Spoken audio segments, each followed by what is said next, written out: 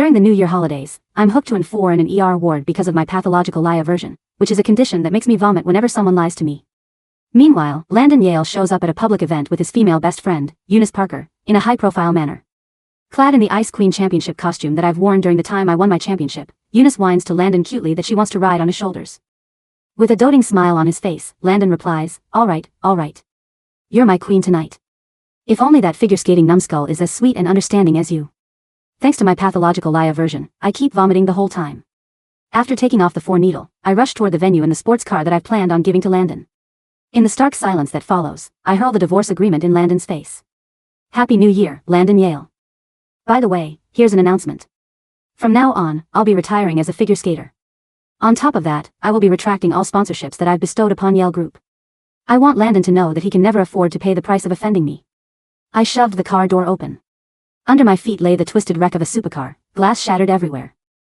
On the back of my hand, where I had yanked the 4-needle out, beads of blood slid between my fingers and dripped to the ground, one drop at a time. Eunice Parker, Landon Yale's so-called best friend, was still wearing my Ice Queen championship costume, the one I had worn when I claimed the title. Now, she clung to him, pale and shaken, hiding in his arms. Landon finally snapped out of his shock. When he looked at me, there wasn't a trace of concern in his eyes, only fury. What the hell is wrong with you, Olivia? That was the first thing he said, not a word about my injured hand, but only condemnation. You scared Eunice, he added. My heart jerked hard, like missing a landing on a jump. Then, the nausea surged again, rising in waves from my stomach. This was it. All the affection he had ever shown me had never been real. Eunice peeked out from his arms. Her eyes were red like a rabbit's, her voice soft and syrupy, her neediness for attention oozing. Liv, you took this wrongly. We were just playing truth or dare. Landon lost, so he had to. Anyway, it's my fault. I shouldn't have egged him on. Please don't blame him. Landon jumped to her defense. Yeah, exactly. It's just friends messing around. What the hell were you thinking, ramming the car in here? You're being way too petty. Can you not ruin the mood? Friends? Messing around? I couldn't hold it in anymore. Right there in front of everyone, I doubled over and retched. Landon froze, then instinctively stepped forward, reaching out to steady me. Don't touch me. I screamed, shoving his hand away with everything I had. My nails raked across the back of his hand, leaving thin streaks of blood. They mirrored the drops still falling from my hand. What a ridiculous yet bitter kind of symmetry. I straightened up, pulled out the papers I had prepared, and walked straight up to him. With a smack, the divorce agreement hit him square in the face. Landon was stunned. He stared at the papers scattered all over the floor, disbelief written all over his face. Are you for real, Olivia? Over something this trivial? I looked at him and laughed, even as tears kept spilling over. Something trivial? I pointed at the wrecked supercar, my voice as cold as ice, each word landing clean. That car was supposed to be the last gift I ever gave you, Landon. Now, it's nothing but scrap metal, just like your existence in my life. Without another word, I turned and walked away, ignoring his flustered expression. I hadn't taken more than a few steps before Landon rushed up from behind and grabbed my wrist. Stop this madness, Olivia. Say what you actually mean. He bent down, picked up the divorce papers, and there they were again, those eyes with mockery dancing in them. You think I don't know what you're plotting? You're playing hard to get. Without me or Yale Group's resources, what can your little figure skating prize money even do for you? He was certain I wouldn't leave him, just like every fight before this. Every time, he had found a way to make me give in. Seeing Landon's confidence return, Eunice found her nerve, too. Her tone turned sharp, dripping with fake sweetness. Oh, Liv. It's just a dress. You have so many, what's wrong with lending me one? She tugged at the costume on her body, straightened up, chest lifted, showing it off without shame. And besides, it looks way better on me, Landon's words, not mine. You're just jealous, aren't you? Gosh, you're petty. I stopped. Slowly, I turned back, my eyes locking onto the dress she was wearing. That costume was the highlight of my career, the one honor I had earned with blood, sweat, and countless hours on the ice. Now, it was draped over a clown, paraded around like a trophy. I didn't bother with Landon tugging at me, nor did I argue with Eunice. Instead, I calmly took out my phone and dialed. Hello, 911. I'd like to report a crime. My voice wasn't loud, but in the otherwise dead silent hall, every word carried. Landon froze. What on earth are you doing? Eunice panicked, too. Liv, why are you calling the cops? I spoke into the phone, but my eyes stayed fixed on her. I'm reporting the theft of my trade secret. The item is valued at over 7 figures. The suspect is currently wearing the evidence. The address is the Yale Group New Year's Gala. Landon lunged for my phone, but I shifted aside and avoided him. Colors drained from Eunice's face. What trade secret? It's just a stupid dress, he argued, still trying to bluff. I let out a cold laugh. A stupid dress? That costume was hand-stitched over 6 months by a top Valtalian designer. Every stone on it is a real diamond from Nephira. The design crafts have never been released, and they include 3 unpublished design patents. So, tell me, what exactly do you think it is, if not trade secrets? Eunice was too angry to speak. You. Landon was stumped, too. He had thought it was just an ordinary costume. Soon, 2 police officers arrived. Landon tried to block them, but one of the officers shut him down with a firm warning. Miss Fontaine, do you have the evidence? Of course, I did. I snapped my fingers. The giant screen in the hall lit up. Footage from the surveillance in my dressing room started playing. On screen, Eunice slipped inside, sneaking around. She opened my wardrobe, took out the Ice Queen costume, and stood in front of the mirror, repeatedly posing with it. Then, without hesitation, she stripped off her own clothes and changed into my costume, greed written all over her face. The proof couldn't be clearer. Pale was the shade of Eunice's face, and she looked like she might collapse at any second. Landon was just as shaken. He probably never imagined that the so-called simple, harmless friend that he kept defending would actually steal. So, he started begging. He tried to smooth things over, dragging our marriage into it like leverage. Why don't you just let this go, Liv? Uni didn't mean it. Don't make it worse than it already is. It does nobody any good. I looked at him coldly, as if he were a stranger I never loved. The officer turned to me. Miss Fontaine, how would you like to proceed? I glanced at Eunice, trembling like a leaf, and laid out my condition for settling it privately. Then, I ordered, take off what doesn't belong to you and give it back right this instance. Eunice shook her head, crying, clutching the costume. No. Not when everyone's around. At that, Landon quickly removed his suit jacket and moved to drape it over her. Move. I snapped, stopping him in his tracks. Then, I reached into my bag and pulled out a small pair of scissors. The sound of the snip cut through the silence. Step by step, I walked toward Eunice, the scissors tip aimed at that glittering costume. You're not going to do it? Fine. I'll cut it off for you. Eunice's scream pierced the room. Under everyone's eyes, she fumbled and tore the costume off herself, humiliated and shaking. All that was left on her was a set of revealing undergarments, every bit of her disgrace laid bare. Around us, muffled laughter broke out, mixed with the sound of phones snapping photos. With the scissors, I lifted the contaminated costume in disgust, turned around, and tossed it straight into the towering champagne pyramid beside me. I watched the Ice Queen costume slowly sink into the bubbling liquid and said to Landon, I don't want it anymore. It's filthy. A wave of anger and physical nausea hit me all at once. My vision blurred, and everything went dark. When I came to, the sharp smell of disinfectant filled my nose. I was in a VIP hospital room. And 4 needles had been reinserted into the back of my hand. Landon stood by the bed, impatience written all over his face. Seeing me awake, he poured a glass of water and handed it over, his tone stiff. Let's put an end to this. I've already handled the gala incident. Uni's depression relapsed from the shock. She's in the room next door right now. You just need to issue a statement saying it was all a misunderstanding. He said it so matter-of-factly, as if I were the one causing trouble.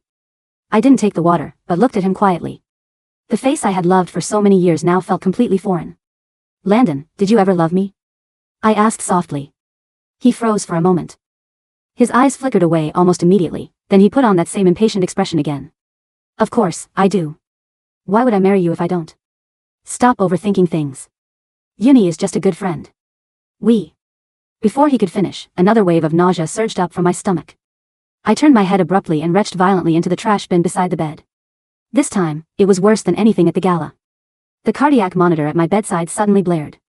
Doctors and nurses rushed in immediately. When the doctor took one look at my condition, he glanced at Landon.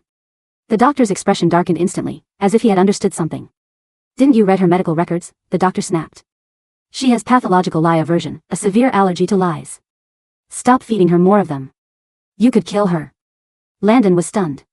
He looked at my pale face, then at the doctor's serious expression. Disbelief twisted across his features. Pathological lie aversion? Now, what kind of act is this? To him, it was all theatrics, a ridiculous excuse to gain sympathy. It turned out he had never read my medical records nor once believed the pain I had been describing. I browsed my phone and tapped into the trending page. It was all about Eunice and her depressive episode. In a video, she was lying in a hospital bed, live streaming. Tears streamed down her face as she accused me of tormenting her. The comments section was flooded with insults directed at me. I turned the screen toward Landon. Did you do this, too? A flicker of unease crossed his face, but he didn't deny it. I just needed to control the public opinion quickly. As my wife, taking a little hit like this shouldn't be a big deal, should it? Wow. What a sentence. I couldn't help but laugh.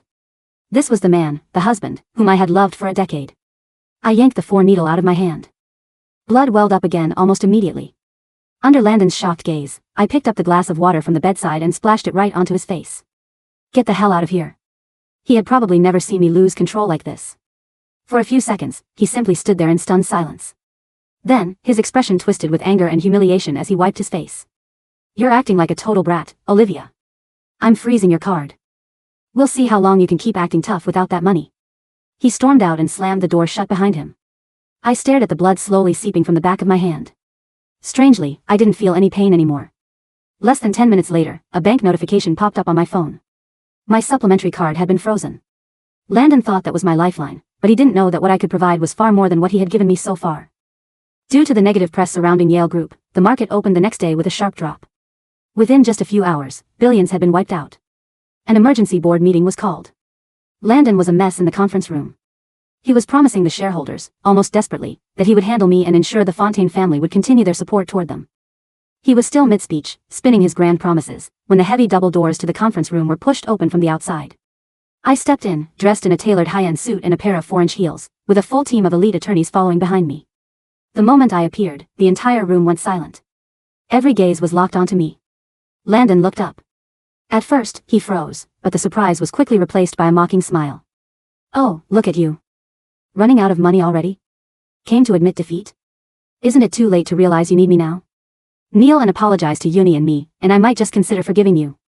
Landon thought I had come to beg. I didn't even entertain his barking and simply walked straight toward the head of the table. My lead attorney stepped forward and placed a document down in front of the board. Good afternoon, shareholders. I am here to announce that my client, Olivia Fontaine, is the largest silent partner of Yale Group, holding 35% of the company's shares, along with full veto power. With that, the room fell eerily silent. Every shareholder stared at me in shock, including Landon. His expression looked like he had seen a ghost, his jaw to the floor. And no way. Where would you even get that kind of money? All you had was your prize money. I looked at him, then casually tossed another set of financial documents onto the table. Prize money? A soft laugh escaped me, almost pitying. Landon, that kind of money is barely enough for a few handbags. It's basically pocket change. I tilted my head slightly. Let me reintroduce myself. I'm Olivia Fontaine, the sole heir of Fontaine Consortium. I didn't tell you before because I didn't want to hurt your fragile, tiny ego, Landon. Landon's face went from anger to shock. The company he had always been proud of had turned out to be nothing more than a drop in the ocean compared to my family's empire. He had always thought I was after his money. In reality, I had been above him the entire time. I no longer spared him a glance as he stood there, completely shaken. Turning instead to the stunned board members, I delivered my first decision. I hereby exercise my veto power and reject all proposals submitted by Mr. Yale. Additionally, on behalf of Fontaine Consortium, I officially withdraw all exclusive sponsorships from Yale Group, effective immediately. The boardroom of the Yale Group had always been a place of sterile, calculated power. Today, however, the silence inside was heavy, suffocating, and absolute. Landon stood frozen at the foot of the long mahogany table. The arrogant smirk that had defined his face for the last decade had vanished, replaced by a hollow, pale shock. His eyes darted from the legal documents on the table to the elite legal team standing behind me, and finally to me. Olivia. His voice was barely a whisper, stripped of its usual commanding tone. This is a joke, right? The Fontaine Consortium? You're telling me you've been sitting on the largest empire in the country this whole time? Playing the dutiful, quiet wife? It was never a game, Landon, I said, my voice quiet but carrying a weight that seemed to rattle the glass walls of the room. I simply wanted to know if you loved me for who I was, or for what I could provide. For years, I gave you the benefit of the doubt. I allowed you to believe your own narrative because I thought, perhaps, beneath the ambition, there was a man who cared. I leaned forward, placing my hands on the cool polished wood. But you proved to me that you only value what you can exploit. My silence. My tolerance. My love. Wait, Miss Fontaine. The voice belonged to Mr. Sterling, one of the oldest and most influential shareholders on the board. He practically scrambled out of his seat, his face flushed with panic. Let's not act in haste. The Yale Group and the Fontaine Consortium have had a mutually beneficial relationship for years. If you withdraw your sponsorships now, our stock will collapse before the market closes. Surely, this is a personal matter between you and Landon. It shouldn't affect the livelihood of the entire company. A personal matter? I turned my gaze to him. The old man flinched under my stare. When Landon used the company's PR machinery to drag my name through the mud last night to cover up for Eunice Parker's theft, he made it a corporate matter. When he threatened to freeze my accounts to force my submission, he used the Yale Group as a weapon against me. I am simply disarming him. My lead attorney, Richard Vance, stepped forward, adjusting his glasses. 2. Clarify for the board, the withdrawal of the Fontaine sponsorships is legally protected under Article 9 of our contract, which specifies a moral turpitude clause. Mr. Yale's public actions and the subsequent damage to Ms. Fontaine's reputation constitute a direct breach. Olivia, please.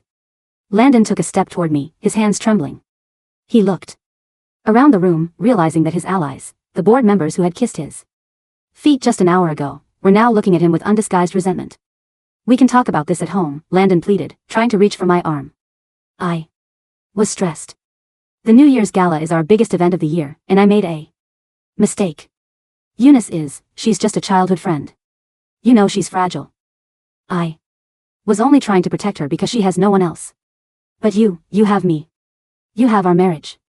The moment the word marriage left his lips, a familiar, violent tremor started in the pit of my stomach. The pathological lie aversion didn't care about legal documents or corporate strategies. It was a biological compass, and right now, it was spinning wildly. The metallic taste of bile rose in my throat. My skin went cold, and a sudden, sharp sweat broke out across my forehead. He was lying. Even now, facing ruin, he was trying to manipulate me with the illusion of a partnership we never truly had. I choked, pressing a hand to my chest as the nausea hit me like a physical blow. Richard immediately stepped between Landon and me, his expression hardening. Mr. Yale, back away from my client, Richard warned. Landon stopped, his eyes widening as he saw me double over, clutching the edge of the table. Olivia? Are you seriously still doing this? The doctor's thing?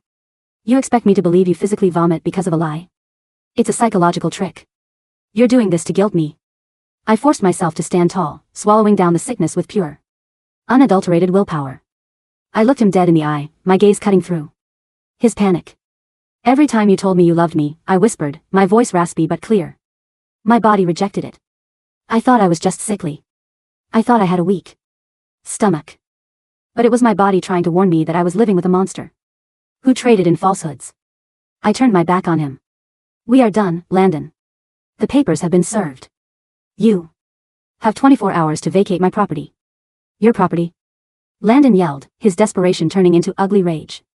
The villa is in my name. Purchased with Fontaine funds, Richard interjected smoothly. We have already filed a motion for an emergency injunction. You will find your belongings waiting for you at a local motel by evening, Mr. Yale. I walked out of the boardroom, the heavy double doors swinging shut behind me, cutting off the sound of Landon's shouting and the sudden, chaotic uproar of the panicked shareholders. By late afternoon, the financial district was in a state of absolute chaos. The news of the Fontaine Consortium withdrawing its exclusive backing from the Yale Group had leaked to the press. It wasn't a slow decline, it was a freefall. The Yale Group stock ticker was a sea of flashing red, dropping 15% within the first 2 hours of the announcement. I sat in the quiet luxury of my penthouse apartment, high above the smog of the city. For the first time in years, the air felt clean. There was no smell of disinfectant, no lingering scent of Landon's expensive cologne, and no underlying anxiety. My hand, bandaged where I had ripped out the four, throbbed slightly, but it was a healing pain. A knock on the door interrupted my thoughts. My assistant, Clara, walked in, holding a tablet. Miss Fontaine, the PR team has compiled the data. Eunice Parker is still live streaming from her hospital bed. She's currently claiming that you used your family's influence to bully her and that the Ice Queen costume was a gift from Landon that she didn't know was yours. A gift? I let out a soft, humorless laugh. Landon didn't even have access to the vault where that costume was kept. She had to bribe the arena's night security to get the keys to my private dressing room. We have the bank transfers, Clara said, her face grim. Eunice transferred $50,000 to the security guard's offshore account 3 days before the gala.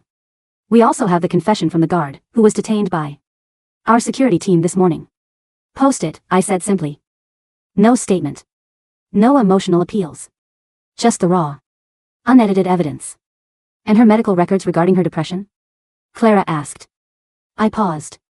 I had no desire to weaponize mental health, but Eunice had used it as A shield to justify her theft and her harassment of me. Just the truth, Clara. Let the public see the date of her diagnosis. 10 minutes later, the internet exploded.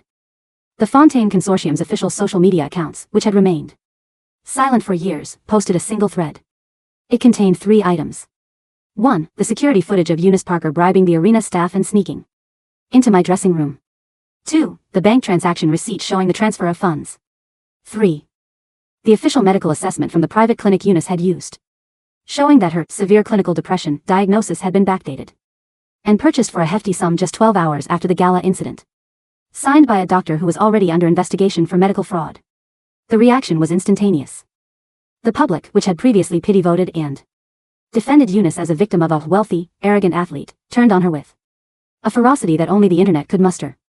The comments on her live stream changed from, "Stay strong, Eunice," to "thief," "fraud," and "how much did you pay for that sob story?" Within 30 minutes, Eunice's live stream was abruptly terminated. But I wasn't done. I picked up my phone and dialed a number I hadn't called in years. It was the personal line of Madame Genevieve, the chief designer of the Valtalian fashion house that had created the Ice Queen costume. "Olivia, my darling," the elegant voice crackled through the speaker. "I saw the news. I am devastated to see our masterpiece treated like a common rag. Thrown into champagne by that creature. I apologize for the disrespect to your work, Genevieve," I said softly. "But I could not let her wear it." No, you did the right thing. A queen does not wear a crown that has been dragged through the mud. But tell me, what is your plan now? Surely, the Ice Queen cannot retire on such a bitter note. I am retiring from competitive skating, Genevieve. My body has taken enough damage. But I want to do one last showcase. A farewell performance.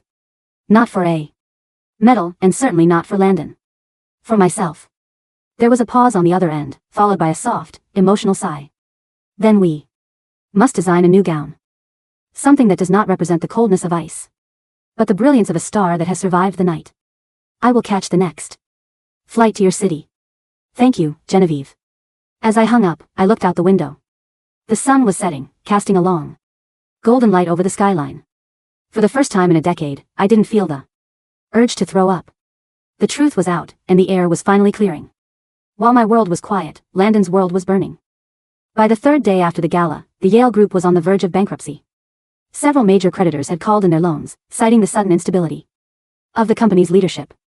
The board of directors had held an emergency session and voted unanimously to suspend Landon from his duties as CEO, replacing him temporarily with Mr. Sterling. But the damage was already done. The Fontaine Consortium's withdrawal had triggered a domino effect, other high-profile sponsors and partners, realizing that the Yale group no longer had the backing of the country's wealthiest family, pulled their contracts to protect their own assets. I was sitting in my study, reviewing the patent designs for a new line of figure skating equipment I wanted to launch, when Clara walked in, looking uneasy. "Miss Fontaine. Landon Yale is downstairs. He's been there for 3 hours. The security team has kept him at the gate, but he's refusing to leave. He's a mess." I looked at the security camera feed on my tablet. Landon was standing in the pouring rain, his expensive suit soaked through and clinging to his frame. His hair was disheveled, and the confident, untouchable posture he usually held was completely gone. He looked broken, staring up at the penthouse window with an expression of desperate pleading. "Should we call the police, Miss Fontaine?" Clara asked. I stared at the screen for a long moment. I felt no anger, no hatred, and, surprisingly, no pity. He was simply a stranger who had overstayed his welcome in my life. "No," I said, standing up. "I'll go down. It's time to put an end to this." I took an umbrella and rode the private elevator down to the lobby. The glass doors slid open, and the cold, damp air of the rainy evening hit my face. As I stepped out onto the driveway, Landon saw me and practically lunged forward, only to be blocked by 2 burly security guards. "Olivia. Olivia, please," he cried, his voice hoarse. "Just give me 5 minutes. Please, just 5 minutes." I signaled the guards to step back. I stopped a few feet away from him, the large black umbrella shielding me from the downpour. "What do you want, Landon?" "I'm sorry," he whispered, tears mixing with the rain on his cheeks. "I was a fool. I didn't realize. I didn't see what I had until it was gone. Eunice. She lied to me, Olivia. She told me she loved me, but the moment the company started struggling, she tried to take the remaining funds from the charity Account and run. She's gone. The police are looking for her for fraud, and I have nothing. He reached out, his hands shaking, trying to grasp the edge of my coat. I love you, Olivia. I've always loved you. The gala, it was just a stupid, drunken mistake. I wanted to prove to myself that I was the one in control, that I didn't need your family's shadow over me. But it was always you. Please, come back. We can rebuild the company together. We can start over. He spoke with such raw, desperate emotion that anyone else would have been moved to tears. But as I stood there, looking at his pleading eyes, a sudden, familiar tightness gripped my throat. The nausea returned, sharp and sudden. I had to grip the handle of my umbrella to keep my balance as my stomach churned violently. I closed my eyes, taking a deep breath, and let out a cold, bitter laugh. Even now, I said, my voice barely louder than the sound of the falling rain. With your entire life in ruins, you are still lying to me. Landon froze, his face turning pale. I'm not lying. I swear, Olivia, I swear on my life. You don't love me, Landon, I interrupted, my voice dropping to a whisper that cut through his desperate protestations. You love the status I gave you. You love the safety net of the Fontaine Consortium. You're desperate because you're about to lose everything, and you think that if you play the repentant husband, I'll feel guilty enough to save you. I took a step back, the distance between us feeling like an uncrossable chasm. My body doesn't lie, Landon. Every time you say you love me, I feel sick. That is the only truth left between us. Olivia, please, he screamed as I turned back toward the glass doors of the lobby. You can't do this to me. We were married 10 years. You can't just throw away 10 years. You threw it away the moment you let another woman wear my crown, I said. Without looking back. The elevator doors closed on his screaming, sealing me in a quiet, sterile peace. The divorce court proceedings were held 3 weeks later. Because of the high-profile nature of the case and the sudden collapse of the Yale group, the courtroom was packed with journalists and spectators. Landon sat at the defense table, looking hollowed out. His high-priced lawyers looked exhausted, their desks piled with financial records that they could no longer defend. Landon's legal team tried one final, desperate strategy. They attempted to contest the division of assets, claiming that Landon was entitled to a portion of my personal wealth and my shares in the Yale group because he had contributed to my figure skating career by managing my public relations. They even went so far as to call my medical condition into question. Your Honor, Landon's lead attorney argued, standing before the judge. We submit that the plaintiff, Ms. Olivia Fontaine, is suffering from a severe psychological delusion. This self-proclaimed pathological lie aversion is not a recognized medical condition in standard textbooks. It is an emotional weapon used to paint my client as a liar and to justify the systematic destruction of his corporate and personal life. We request a full psychiatric evaluation of the plaintiff before any asset division is finalized. A murmur ran through the courtroom. The journalists scribbled furiously in their notebooks. My attorney, Richard, stood up calmly. Your Honor, we welcome a discussion of Ms. Fontaine's medical records. In fact, we have brought the country's leading neuroimmunologist, Dr. Arthur Pendleton, to testify. Dr. Pendleton, an elderly man with a sharp, intelligent gaze, took the stand. He adjusted his glasses and looked directly at the judge. To clarify for the court, Dr. Pendleton began, his voice authoritative. MS. Fontaine's condition, while rare, is a documented case of extreme psychosomatic translation. It is an autoimmune response triggered by severe, prolonged psychological trauma related to deception. When the patient is subjected to a lie by someone they have a deep emotional connection to, their brain releases a massive surge of stress hormones, specifically cortisol and adrenaline, which immediately triggers the vagus nerve, causing violent physical illness. It is, in essence, a biological lie detector. The body physically cannot tolerate the cognitive dissonance of the deception. The judge looked intrigued. So, Dr. Pendleton, you are saying this is a physical, measurable response? Precisely, Your Honor. We have conducted clinical trials. When Ms. Fontaine is told a truth, her vitals remain perfectly stable. When she is told a lie by someone she trusts, her heart rate spikes to dangerous levels, and her gastric motility increases violently within seconds. It is a defense mechanism developed after years of emotional manipulation. Landon's attorney tried to salvage his position. This is preposterous. Anyone can fake a physical reaction. Mr. Yale has never lied to his wife about anything substantial. Is that so? Richard Vance stepped forward, holding a stack of documents.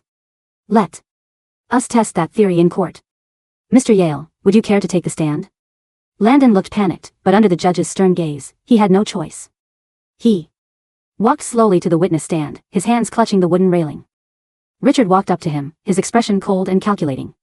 Mr. Yale, under oath, I ask you, did you use funds from the Yale Group's charity foundation, funds that were partially contributed by the Fontaine Consortium, to purchase a luxury villa in the south of France under Eunice Parker's name? Landon's eyes darted to his lawyers, who were frantically shaking their heads. But he was under oath, and the financial records were already in Richard's hands. No, Landon lied, his voice cracking. That was an investment. Property for the company's European expansion. At the plaintiff's table, I felt the familiar, sharp squeeze in my chest. I didn't turn away. I held my head high, my face pale, but my eyes remained fixed on Landon. The cardiac monitor that my medical team had set up beside my table began to beep rapidly, the numbers climbing from 75 to 130 beats per minute. Within seconds, the courtroom fell silent, the rhythmic, high-pitched beeping of the monitor filling the space like a ticking clock. And Mr. Yale, Richard continued, ignoring the monitor. Did you assure Ms. Fontaine, on the night of the New Year's gala, that you had no knowledge of Eunice Parker stealing her championship costume?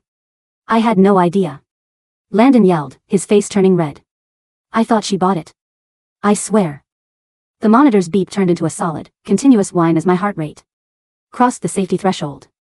A cold sweat broke out on my neck, but I forced myself to sit perfectly still, refusing to show weakness. Richard turned to the judge. Your Honor, we submit into evidence the text messages retrieved from Mr. Yale's personal phone, dated 2 days before the gala. In them, he explicitly tells Eunice Parker, and I quote, take the ice queen dress. Olivia is too soft to do anything about it, and it will make you the star of the night. I'll handle the arena staff. The courtroom erupted into whispers. Landon collapsed back into his seat, his mouth hanging open. He looked at me, his eyes filled with a mixture of fear and realization. The judge banged her gavel, her face hardened with disgust. The court has heard enough. The defense's request for a psychiatric evaluation is denied. Mr. Yale's testimony is deemed highly unreliable and bordering on perjury. The judge looked down at Landon, her eyes cold. Based on the evidence of extreme emotional abuse, financial misappropriation, and breach of contract, the court grants the divorce under the plaintiff's terms. All joint assets purchased with Fontaine funds will revert solely to Ms. Olivia Fontaine. Furthermore, Mr. Yale is ordered to pay restitution to the Fontaine Consortium in the amount of $42 million for the misappropriated corporate funds. Landon stared at the judge, his face completely drained of color. He had not only lost his wife and his company, he was now facing absolute financial ruin and potential criminal charges. As the judge banged the gavel to close the session, the continuous beep of my monitor slowly began to slow down, returning to a calm, steady rhythm. I stood up, adjusted my suit jacket, and walked out of the courtroom. I didn't look back at Landon, who was now being swarmed by his creditors and reporters. The weight that had pressed down on my chest for 10 years was finally gone. 3 months later, the grand arena was filled to capacity. The air was crisp, cold, and carrying the faint, nostalgic scent of freshly shaved ice. Tonight was not a competition. There were no judges, no scoreboards, and no medals. It was my farewell showcase, a gift to the fans who had supported me throughout my career, and a declaration of my new beginning. In the dressing room, Madame Genevieve stood behind me, gently adjusting the collar of my new costume. It was a masterpiece. Unlike the Ice Queen costume, which had been a heavy, glittering armor of diamonds and stiff silver lace, this new gown was made of a weightless, midnight blue silk that seemed to catch the light like a deep, starry night. It had no heavy jewels, only subtle, hand-painted silver stars that shimmered as I moved. You look beautiful, my darling, Genevieve whispered, her eyes shining with tears. This is not a queen who is frozen in her castle. This is a woman who has claimed the night sky. Thank you, Genevieve, I said, smiling. I looked at my hand. The scar from the needle had faded into a faint, thin line, a quiet reminder of the day I chose to save myself. Ms. Fontaine, you're up in 2 minutes, the stage manager called out. I took a deep breath, stepped out of the dressing room, and walked down the dark corridor toward the rink. As I stepped onto the ice, the crowd erupted into a deafening roar. Thousands of people stood up, cheering my name. I looked up at the stands, seeing the banners, the lights, and the genuine, warm smiles of the people who loved the art I had created. I glided to the center of the rink. The spotlight found me, casting a long, elegant shadow on the white ice. The music began, a soft, haunting melody of a cello, slowly building into a powerful, triumphant orchestral swell. I moved. Every jump was effortless. The triple axel, the lutz, the camel spin, moves that had once felt like a painful duty now felt like flight. I wasn't skating for a score, I was telling a story. It was the story of a girl who had been frozen in a cage of lies, who had starved her own heart to keep a false peace, and who had finally shattered the ice to breathe the clean, cold air of truth. When the music reached its final, soaring crescendo, I executed a flawless extended layback spin, my arms stretched wide, my midnight blue gown flowing around me like the night sky. As the final note faded, I came to a stop in the center of the ice, my chest rising and falling, a genuine, radiant smile on my face. The crowd went wild. Flowers and plush toys rained down onto the ice. I took a deep, graceful bow, feeling a profound, quiet peace settle over my soul. Meanwhile, in a cramped, dark apartment on the outskirts of the city, a tiny, cracked television screen flickered with the live broadcast of the showcase. Landon sat on a worn-out sofa, a half-empty bottle of cheap whiskey in his hand. His expensive suits had been sold to pay his legal fees. He now wore a faded, stained t-shirt. The sheriff's eviction notice sat on the coffee table beside him, giving him 3 days to vacate the premises. On the screen, he watched me glide across the ice, beautiful, untouchable, and completely out of his reach. He saw the genuine smile on my face, a smile he realized he had never truly seen during our 10 years together. He remembered the times he had mocked my skating, the times he had called me a figure skating numbskull to make Eunice laugh, and the times he had assumed I would never leave him because I had no one else. A tear slipped down his cheek, but he didn't wipe it away. He took another long sip of the whiskey, the bitter taste burning his throat, realizing that the price of his lies was a lifetime of looking at the star he had thrown away from the darkness of his own ruin. 6 months later, the Fontaine Figure Skating Academy officially opened its doors. It was a state-of-the-art facility designed to train young, talented athletes, focusing not just on technical perfection, but on their physical and emotional well-being, something I had been denied during my own training.